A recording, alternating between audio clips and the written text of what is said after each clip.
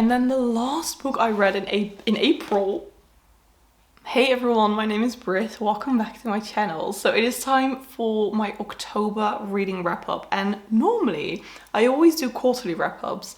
However, I read 10 books in October, so I thought it deserved its own video. So I'm going to go through all of the 10 books I read, but first let's talk about a few of my October reading statistics, which is always one of my favorite things to make after every month, or like normally after every quarter, but I could do it for 1 month right now because I had such a good reading month. Okay, I will scooch over here so I can put the statistics right here. First of all, I read 5 audiobooks and 5 physical books, so perfectly divided. Let's take a look at the genre. So I read 4 classics, which is quite surprising because I don't really read that many classics. Then I read 2 non-fiction, 2 contemporary, and 2 fantasy books. When it comes to the age category, I read 8 adult books and then 1 middle grade and 1 young adult. I hadn't read a middle grade or young adult book in so long, so I'm very happy that I finally read 2 of them again. Okay, the last graph, I couldn't really do this, but I thought I would do it like this. So I physically read 928 pages, and then I listened to 43.5 hours worth of audiobook, which totals to 1697 pages. So I thought I could do it like this to show you like how much I physically read and how much I listened to. As you can see, I listened to way more pages because all the books that I physically read were quite short this month because my reading mood, or like my physical reading mood, wasn't the best. So I decided to pick up lots of short books and then listen to some bigger books because I just mentally couldn't pick up a very big book. Because in the past few months, I believe like the last quarter when I did my reading wrap up, I read so many big books. So I think my mind was just a bit done with these very big books. Okay, these were all the statistics. I hope you liked seeing that. I'm going to go in order of when I finished them. So yeah, let's just start, let's get into it, and let's take a look at the first book. This is The Comfort Book by Matt Haig. I got this one for Christmas last year and I finally read it. It's one of those books that you can actually read, you know, throughout the year. You could just open it up and read a single page if you wanted to, because this is a non-fiction, and every page, as you can see, is sometimes a short story, sometimes just a little sentence or a small essay or a poem or a quote about just the comforts of life. And if your mind is going crazy and you just want to feel a bit more at ease, you can just read 1 or 2 of these pages. However, I basically binge read this because it was so good and it really helped to ease my mind sometimes.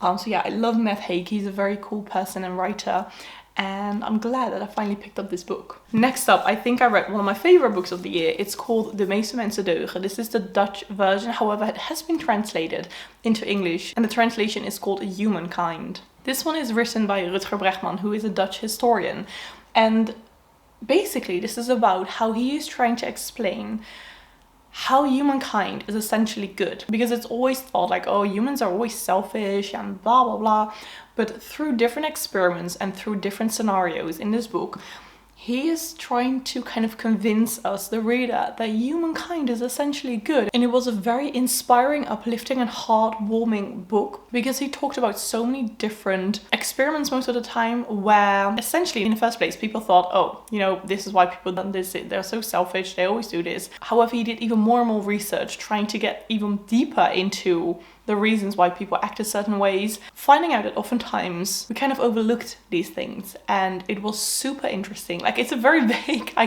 don't want even to kind of spoil the experiments but that they're talking about, but for example, they talk about the Stanford prison experiment. They talk about this one experiment with the shocks and the teacher who is telling the person to give shocks to people. You've probably heard about it sometime. Then you also have people who ended up on a desert island. He talks about the war a lot and how soldiers oftentimes didn't even want to shoot or faked shooting because it is kind of inhuman to shoot someone or to stab someone. And okay, now I've told you so many things already. Just read this book. I listened to this book actually, which was a very good choice in my opinion. He narrated it himself and it was just so incredibly interesting. I'm so happy I finally read it, and I feel like this is going to be one of those books like Sapiens, for example, that I think everyone should just read. Highly recommend it. It is, as I said, translated in English as well. It's called Humankind. Definitely pick up this book. Then I listened to another audiobook because again, I wasn't in the best physical reading mood. I listened to Autumn by Ellie Smith. This is one of the 4 seasonal books that they've written, and you follow a couple of characters who live a very kind of mundane life. This very old man and this very young girl who become friends. It says, love is won, love is lost. Hope is hand in hand with hopelessness. The seasons roll around as ever. This was a very special read. I loved the writing style and it felt incredibly kind of calming, even though there were definitely some things happening, like it took place during this, it says, a once in a generation historic summer in England. I won't tell you what it is, but you know, there's still like events happening that kind of get the story rolling. But it was very beautiful and I really enjoyed it. I'm excited to read the other books in this series, and it was just an incredibly unique story, something I'd never read before. Next I read one, this is the first physical book by the way that I read, that was so kind of bizarre and unique, and again, something I'd never read before, but honestly something I'd never read before. It is called Freshwater by Akwaeke Emezi, and this was so unique because, okay, I kind of wanted to tell you, but I'm not going to tell you because that would be kind of spoilerish. I will read you from the back of the book, so I can't spoil you. It says, Ada has always been unusual. Her parents prayed her into existence, but something must have gone awry. That troubled child begins to develop separate selves and is prone to fits of anger and grief. When Ada grows up and heads to college in America, a traumatic event crystallizes the cells into something more powerful. As she fades into the background of her own mind, these alters, now protective, now hedonistic, take control, shifting her life in a dangerous direction. This was an incredibly like, whoa, what is happening read. After finishing it, I immediately thought like this is going to be maybe a 3-star read, because it sometimes made me feel quite uncomfortable as well. But because of the uniqueness of the story, I really liked it. This is very difficult to explain. This was just one of those books that you really have to read to kind of know what I mean, if that makes sense. So I still highly recommend it, even though it wasn't my favorite. It was really unique and cool and uncomfortable and shocking at times, and just you really got inside of her mind. Then it was time for something very light and fluffy, and I decided to listen to this. It is called The House with Chicken Legs, written by Sophie Anderson. This is a middle grade story that is about this little girl who lives in a house that has chicken legs, and every so often the house just randomly decides to move and find a new place to live, which means that our main character Marinka never really has time to make solid friends at a specific place because she just never knows when the house decides to move again. So this is all about her really wanting to find this one friendship and being able to feel at home somewhere, even though she does feel at home in her house, and she lives with her grandmother Baba Yaga, so she always has someone around her whom she loves. However, she just wants to feel this homey feeling of living somewhere and finding friends for life, and that you don't suddenly never see again because your house with chicken legs decides to move. This was very fun and cute, and honestly everything I want in a middle grade, so it made me feel very warm and lovely, and it was a really great audiobook as well, so I highly recommend it if you're looking for a fun middle grade. Then I listened to another audiobook. This is one that I feel kind of embarrassed about, that as a Dutch person, I only read this book when I was 26, aka now. This is Anne Frank's diary. In Dutch it's called Het Achterhuis, which kind of means the house in the back, sort of, because it is of course behind the bookshelf. And I listened to this one. This one was narrated by Carice van Houten, who plays Melisandre in Game of Thrones. She had a very good reading voice, but this, as I hope everyone who watches this video knows, is about Anne Frank, who was a Dutch Jewish girl who was murdered during the Second World War. But before she was captured, she lived and hid together with her family in Het Achterhuis, which was this house that you could enter through a bookshelf. So, you know, it was covered by this bookshelf. Of course, it is incredibly shocking and uncomfortable to read this, but it also felt very kind of uncomfortable because it was so personal. This was her diary that she wrote in very often, and she wrote these very, very long diary entries all about her life when she was, I believe, 13, 14, around that age. She was such an old soul. She was so eloquent and she felt so mature for this young girl, like way more mature than you should be at this age. Like, of course, you should be able to play outside with friends and run around and be crazy. And I think before that as well, she was already just very, very smart girl, but I think especially because of the war, I'm sure it changes you in such a drastic and dramatic way. away. So it kind of felt a bit as if I was invading her privacy, because you were reading such a personal account of her life, something that she wrote herself. She talked about, of course, how it felt having to hide and try to be safe, you know, and be quiet because they didn't want anyone outside to hear that there were people there. But also about what it's like being a young girl, getting your first period, trying, you know, kissing, or what it would feel like to have sex, or all of these things, and feeling butterflies for someone. And it was so incredibly personal, incredibly sad to read this. I should have read this years ago. I have also finally been to the house in Amsterdam, again, after like 24 or 25 years. So I'm glad I finally read this. So yeah, again, one of these books that I think everyone should read. The next one is one that I physically read, again, because it was very short.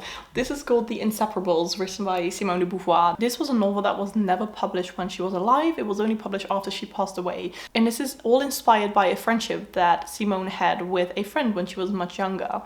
And it says, when Andre joined her school, Sylvie is immediately fascinated. Andre is small for her age, but walks with the confidence of an adult. The girls become close. They talk for hours about equality, justice, war, and religion. They lose respect for the teachers. They build a world of their own.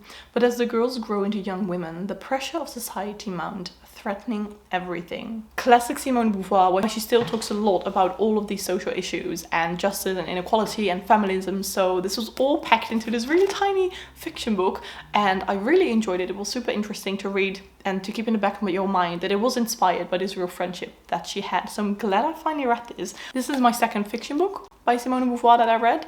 I also read The Woman Destroyed, which I also really enjoyed, but now it is really time to pick up The Second Sex, and I'm freaking intimidated because it is such a big book. It's a non-fiction book and it's basically all her ideas about feminism. It is incredibly big, but I have to read it. But right now I picked up this small novel, which was great. The next one is also one that I decided to listen to. It is called The Inheritance of Orchidia Divina. This was a really beautiful magical realism story that follows this woman called Orchidia Divina, who, I don't know if I can tell this. I don't know if it's in the... Let me see. Oh yeah, okay, I can tell this. It says that Orchidia Divina, she invites her family to her funeral to collect their inheritance.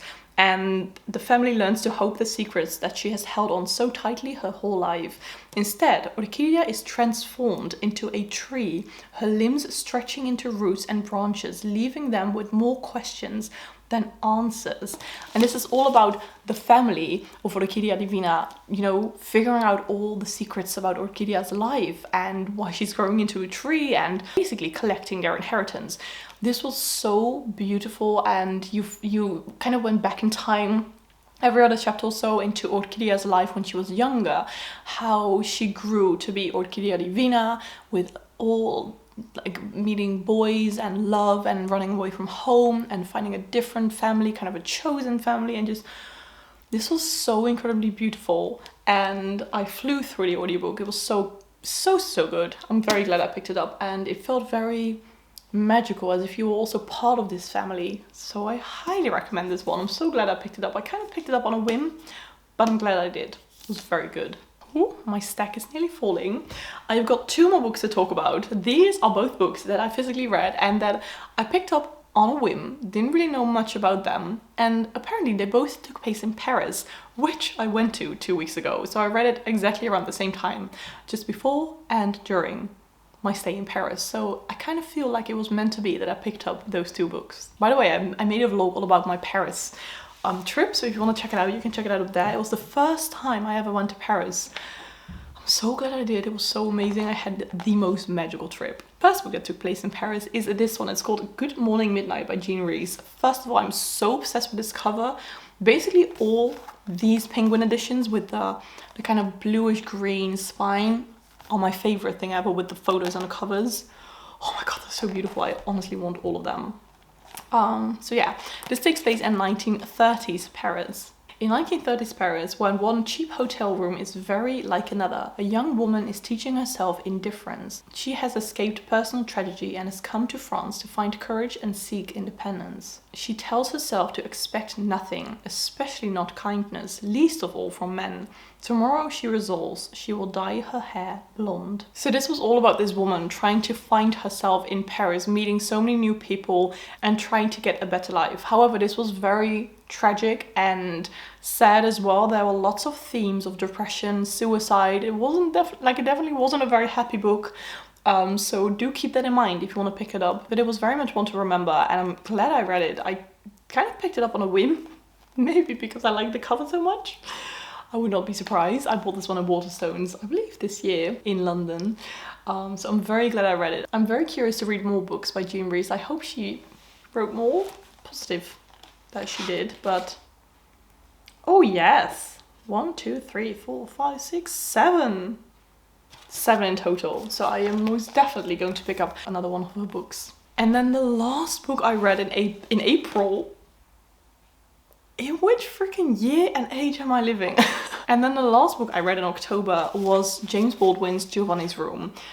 Again, it takes place in Paris. This one takes place in the 1950s and follows a relationship between two men, one of whom is Giovanni. And our main character is in love with Giovanni. This is all about how he meets Giovanni, how he falls in love with him, how he is struggling with his sexuality, how he feels senses of shame and trying to suppress these feelings, but also how difficult that is and how much he wants to embrace these feelings of love for Giovanni. And because it takes place in the 1950s, of course, the people in the LGBTQIA plus community had it so much worse and all the prejudice against them. So this is all about their relationship and Giovanni's room and how they live, what they do. It's also incredibly tragic. So keep that in mind when picking up this book, but it was so good and I just, it broke my heart and it warmed my heart as well. I felt many emotions whilst reading this book. Highly recommend it. I'm so glad I picked it up. You know how I found out about this book? I was watching TikTok and there was this, I don't know, someone walking on the street asking people, what's this one book you will remember forever, one book I think everyone should read. And then this woman whom I immediately I loved her. Just the way that her energy, I loved that. She was like Giovanni's Room, and then I ordered it. So thank you, woman on TikTok, for making me read this book because it was very much worth it. These were all the 10 books I read in October. I had a very good reading month and I am also kind of working on reading as many books from my physical TBR as possible. So these were all books from my physical TBR, which feels incredibly great. I have around 114 books right now on my shelf that are unread, and by the end of this year I am hoping to reach 100. So I can do that by physically reading, by listening, ebooks, just reading the books that I have on my shelf. Even though I will do some book shopping soon, but that is fine. You gotta treat yourself sometimes, but it is still my goal to reach 100 books. If you've made it to the end of this video, thank you so much for watching. I really hope you liked it. If you want to comment something, which you don't know what to comment, oh my god, there's a really big wasp in front of my window. Okay, back to the comment. Comment a tree emoji. Any type of tree emoji, because in Orchidia Divina she turns into a tree. Again, thank you so much for watching. I hope you're having a beautiful day and I'll see you in my next video.